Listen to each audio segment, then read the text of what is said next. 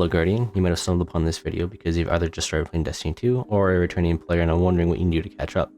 In this video, I'll be touching on the different things that Destiny 2 has to offer and where to start as a new player, or as a returning player for those who have purchased all the expansions.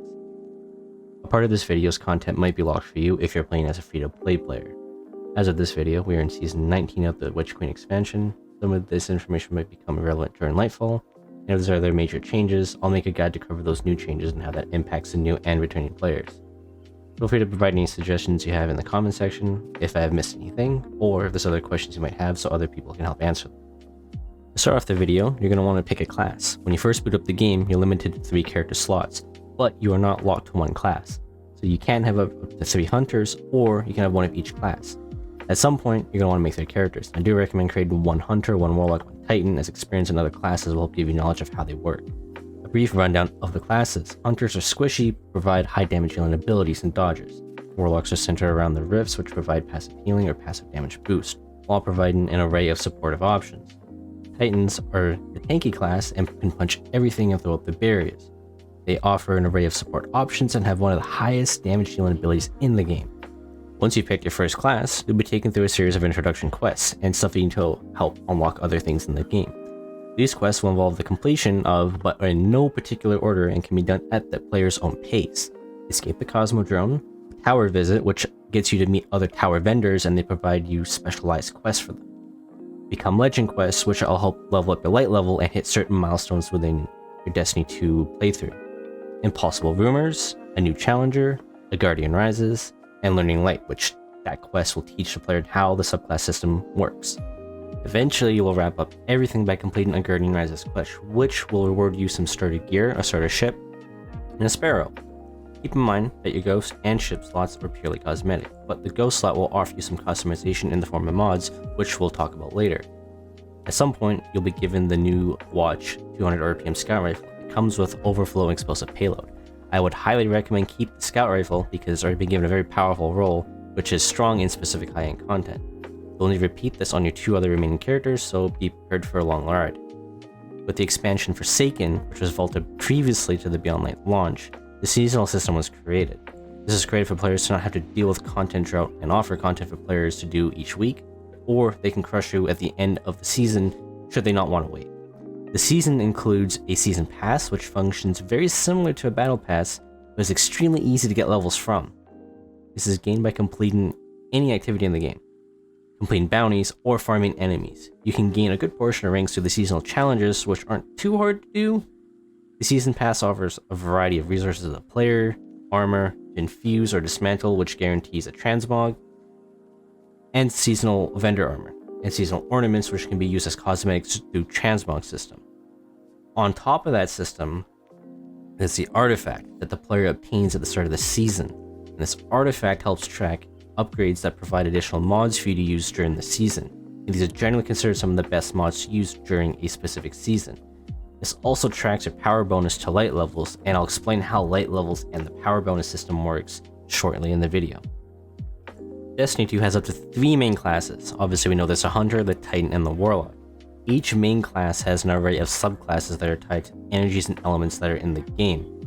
Each class contains 1 Solar, 1 Arc, and 1 Void Light subclass, and currently contains a Stasis Darkness subclass and the upcoming Strand Darkness subclass that will be released during Lightfall. Recently, our subclasses got revamped to provide more customization similar to Destiny 1, which contains your abilities, aspects, and fragments.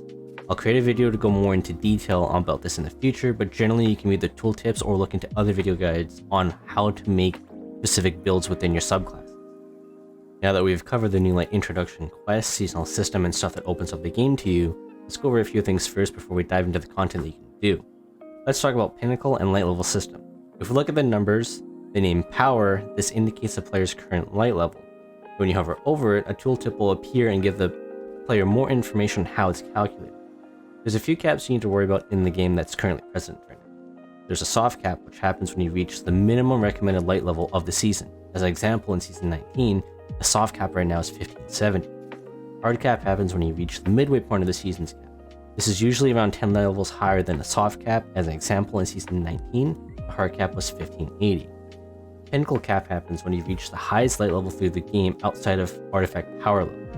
This is the only way to reach pinnacle cap and is rewarded with pinnacle gear from higher end content such as raids, nightfalls, and other various activities that you do in the game. Pinnacle cap is generally 20 levels above the soft cap, and typically you'll be within 10 levels from it if you play each season on a casual pace. Now let's complicate this just a little bit further. With the introduction of the season system, you're given an artifact roughly around the first 15 to 30 minutes of the season. This artifact can gain additional light beyond the pinnacle cap and is unlimited, albeit it's a little grindy to level up. This can be done passively through the season by just doing any type of activity, bounty, etc. With that, you have up to 8 slots, 4 on the left, 4 on the right. The slots to your left are account bound, meaning that weapons, ghosts, and anything can be swapped between characters with no restrictions. Your armor is, on the other hand, character bound, if you have 2 different classes. If you have 2 titans, they can share your armor between them as needed. A titan cannot share their armor with a hunter, and vice versa. To level up your armor and weapons, you'll need a lot of resources, and one of the main resources that are used for your weapons are upgrade modules. As a new light, you'll be getting a very limited amount, and as you're going to be going through a lot of these, I really suggest not to use as much of them and try and save them when you hit soft cap. That way, when you level up your gear, you can use it on the ones that you want to use and level up. To level any of these, you'll need to get powerful teardrops or pinnacle drops. Essentially anything that's going to be 1 light level above or at the pinnacle cap. Powerful teardrops will typically give you between 1 to 3 light levels, kind of just depending on what is being dropped. Pinnacles can also do the same thing, but it's above the hard cap, meaning that you'll always be guaranteed at least 1 light level above. If you open the details of the armor, you'll notice that there's energy levels. These range from 1 to 10, 10 being maxed out and 10 energy. You can have up to 50 energy across your 5 armor pieces. These are typically contained with 4 columns, and in some instances you'll have 5. And usually these are with artifice armor or raid armor that provide you an additional armor slot. The first column, which is your general armor mods, which range from a +5 for 1 stat, which is usually around 1 to 2 energy, or a +10, which is around 3 to 5 energy. You'll then get 2 armor mod slots, which allow you to mix and match different mods. And mods in general are obtained through various means and typically sold through vendors for Bungie 44 and 801. But I'll discuss that later in the video.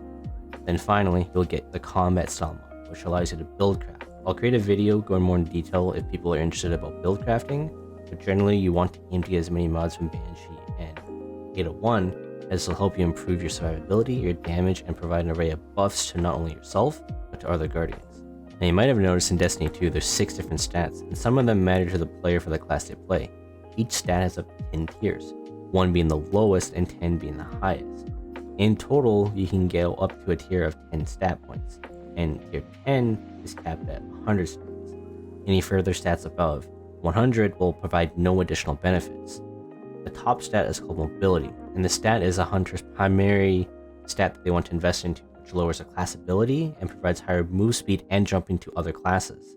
Resilience is a primary stat for titans, and provides a flat damage reduction up to a maximum of 40%. Recovery is the stat that warlocks use, and it helps increase your health regen after you've already been shot at in combat. Out of those 3 stats, you're primarily going to focus on resilience as it gives you a flat 40% damage reduction and get as much recovery in your gear as you can. Discipline is used for your grenade energy regen and reduces the cooldown of your grenades. Intellect is your super cooldown, which having more super cooldown is more beneficial depending on the type of super that you're using. Strength is your melee cooldown. Of these 3 stats, you typically want to pick either discipline or strength and get those capped out at 100, but it's entirely up to you on what you want to cap out. The game offers a lot of materials that you need to use to level up your stuff, starting with legendary shards, enchantment prisms, enchantment cores, and finally upgrade modules to start. Eventually you'll learn the crafting system, which you'll learn to use ascendant shards and alloys that will be additional on top of them. Ascendant alloys and ascendant shards are given to you during specific type of content at its highest level. There's a system in place called the weekly challenges, and it resets on Tuesday at 10 AM Pacific Standard Time or at 1 PM Eastern Standard Time each week, and allow the player to complete different described challenges to obtain gear rewards and help progress your leveling even further. These are available once a week per character. Keep in mind this does get impacted by daylight savings time, and at the time of this video, the daily reset is at 9 AM Pacific Standard Time or at 12 PM Eastern Standard Time. Now the game will introduce you to the vendor system around the world, but they never really tell you what they really do. Vendors are used to track your vendor ranking towards them and provide gear, upgrades, and additional engrams to claim from them, and at some point they'll provide additional bounties for you to gain for additional experience towards your ranking against them and towards your season pass. Vendors also provide a bunch of other materials that we mentioned previously, and these come in very handy and very clutch when you're starting to run a little bit low. Each vendor outside of 801 is capped at rank 16, which requires a reset once prompted in the game. Usually you'll get a pop-up in your game to tell you that this vendor has been capped out on, but if you don't, when you go and talk to the vendor again, your rank will hit rank 17 and you'll have no choice but to reset. Otherwise, you won't gain any additional ranking towards that vendor. The reset will typically provide a Ascendant Shard for the first time, and depending on the vendor that you are talking to, it will provide additional Ascendant Shards or additional exotic engrams. The general ones that will get refreshed are typically Banshee, Shax, Zavala, and Saint 14, and your seasonal destination vendor. Bounties are available through most of your vendors and offer a challenge for the player to complete, and if it's completed, it provides some materials, gear rewards, or just some XP towards your season pass or artifact. You can hold up to a limited amount of completed bounties, but a very limited amount of uncompleted ones. Mods are things that you can apply to your weapons, your ghost, or your armor, and can change various stats, bonuses, or whatever the case is. These are generally obtained through Banshee, 801, or any raid that you complete. These are highly suggested to be snaked from each time you visit Banshee or 801 each day, and will reset each day. Destiny has two specific playgrounds. There's the PvE aspect and the PvP aspect. And these are split by activity. PvE is what drives Destiny 2, but PvP has its own dedicated playground and stat modifiers against your gear. You have Vanguard Strikes, which allow the player to participate in 3-man activities, which are similar to mini missions and accumulate vendor ranks. Then we have Crucible, which houses the basic PvP game modes such as Iron Banner, Trials of Osiris, Competitive, and Quick Play. And all of these have hidden ELO MMR ratings, and sometimes there is skill-based matchmaking that's in place depending on the game mode that you play. Then we have Gambit, which is a PvPvE game mode which pins you against PvE enemies, partial PvP aspects when you do some invading, and evading allows you to kill enemy opponents. For further PvE content, you'll experience raids, which are 6-man activities, and these can be found on various destinations or in the Legends area, which houses older legacy content, as well as dungeons, as these are 3-man activities and can be found in various destinations or in the Legends tab for older dungeons. Where do we go from here? Well, that's a good question. Destiny has never been straightforward with what the player should be doing compared to other MMOs that are out there on the market.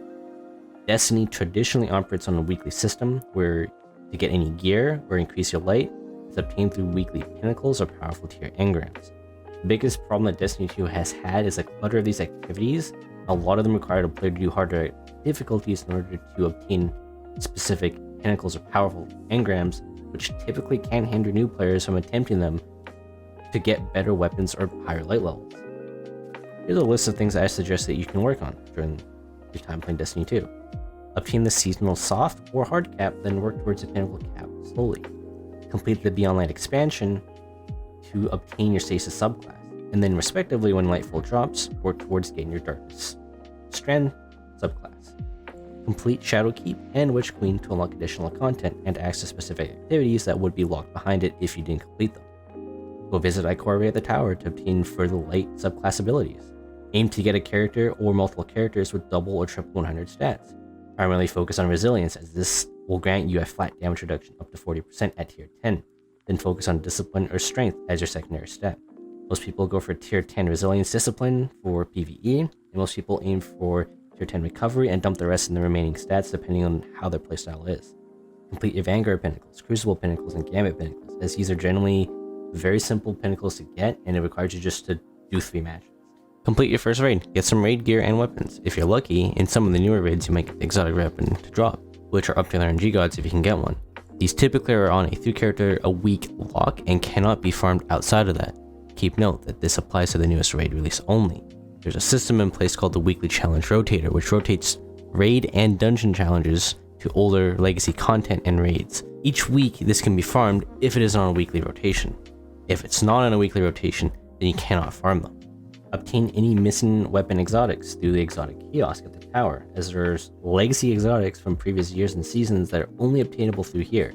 I highly suggest grabbing the Witherhoard grenade launcher and the Isanagi's Burden sniper rifle, and the always on time Sparrow. Utilize some third-party apps such as light.gg to look at weapon rolls and perks, and what weapons are good, what mods are available, and other modifiers for any specific content you're looking at. Raid Report to look at your weekly clears and see which characters have cleared them. Typically these are marked with an N to indicate they have been cleared, or as an X to indicate they have not been cleared. Use Braytech to monitor all of your triumphs and other stuff you're working towards your seals and other scores. Shout out to Sammy Cat for showing this on the stream. Use Destiny Item Manager or the Companion app to swap your weapons and gear around on the fly so you aren't always having to visit the vault each time. And side note, in Lightfall, there's a new system that will have this built into it in itself in the game, whereas in previous years it was never built into the game. This was done through a third-party app. Use Destiny Tracker to see your PvP stats and how you're faring up with other players. You can also use this to check other players and see how they're playing against you. Check out Twitch, YouTube, or TikTok to see the latest news on Destiny 2 from other content creators. Learn and absorb from them. Content creators I can recommend are Error for builds and weapon loadouts, Daddle for raid guides, and Ascross for PvP insight. Read up on the lore of Destiny. This is a great amount of content creators that are out there. And the two most amazing people that you can read and research on is My Name is Bife and Evase. They cover a lot of Destiny lore content. Go meet new players, join a clan, and have fun. Destiny 2 has some of the most interesting communities out there. And there's a lot of players in this game that are very friendly and are more than willing to help. Any of the links I've mentioned have been provided in the description below for you to take a look at. And this kind of leads us to the end of the video. And if this video has helped you, consider subscribing or liking the video. If you want more videos similar to this in the future, let me know in the comment section. If you want to chat and play with me in Destiny 2, my links and my tags are down below. And I hope you have a wonderful rest of your day.